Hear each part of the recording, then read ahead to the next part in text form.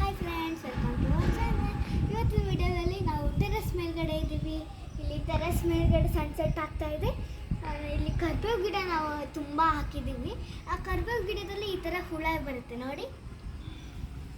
ನಿಮ್ಮ ಕರ್ಬೇವು ಗಿಡದಲ್ಲಿ ಯಾವ್ದಾದ್ರು ಗಿಡದಲ್ಲಿ ಈ ಥರ ಹುಳ ಇದೆ ನೋಡಿ. ಈ ಥರ ಹುಳ ನಿಮ್ಮ ಕರ್ಬೇವು ಗಿಡದಲ್ಲಿ ಇದ್ದರೆ ಇದು ಬಟರ್ಫ್ಲೈ ಆಗುತ್ತೆ. ಅದಕ್ಕೋಸ್ಕರ ನಾವು ಇದನ್ನು ಸಾಕ್ತಾ ಇದ್ದೀವಿ ನೋಡಿ. ಈ ಥರ ಒಂದು ಪ್ಲಾಸ್ಟಿಕ್ ಬಾಕ್ಸ್ ತೊಗೊಂಡಿದ್ದೀವಿ. ಇದಕ್ಕೆ ಈ ಕರ್ಬೇವು ಗಿಡದಿದು ಇರುತ್ತಲ್ಲ, ಈ ಬ್ರಾಂಚ್ನ ಕಟ್ ಮಾಡಿದ್ದೀವಿ. ಇವಾಗ ಇದನ್ನು ಈ ಬಾಕ್ಸ್ ಒಳಗೆ ಹಾಕ್ತೀವಿ. ಕರ್ಬೇವು ಸಮೇತ ಹಾಕ್ತಾ ಇದ್ದೀವಿ, ಯಾಕಂದರೆ ಅದು ಹಸುವಾದಾಗ ತಿನ್ನಲಿ ಅಂತ. ಎರಡು ಬಂದಿದೆ, ಇಷ್ಟು ದೊಡ್ಡದಿದೆ. ಹೆಂಗೆ ಕ್ಲಿಪ್ ಇಟ್ಕೊಂಡಿದ್ದಾವೆ ನೋಡಿ. ಇದನ್ನು ಇಡ್ತೀವಿ.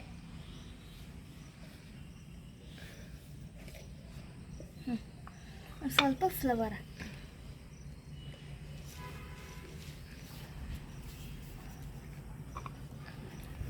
ಈಗ ಇದನ್ನು ಕ್ಲೋಸ್ ಮಾಡ್ತಾ ಇದ್ದೀವಿ. ಒಂದು 15 ಅಥವಾ 10 ಡೇಸ್ ಆದಮೇಲೆ ಇದು ಬಟರ್ಫ್ಲೈ ಆಗುತ್ತೆ. ಟ್ರೈ ಮಾಡಿ ನೋಡಿ. ಸ್ವಲ್ಪ ಗಾಳಿ ಹೋಗಕ್ಕೆ ಬಿಡ್ಬೇಕಂದ್ರೆ ಇಲ್ಲ ಗೊತ್ತಾಗುತ್ತೆ. Yes, okay.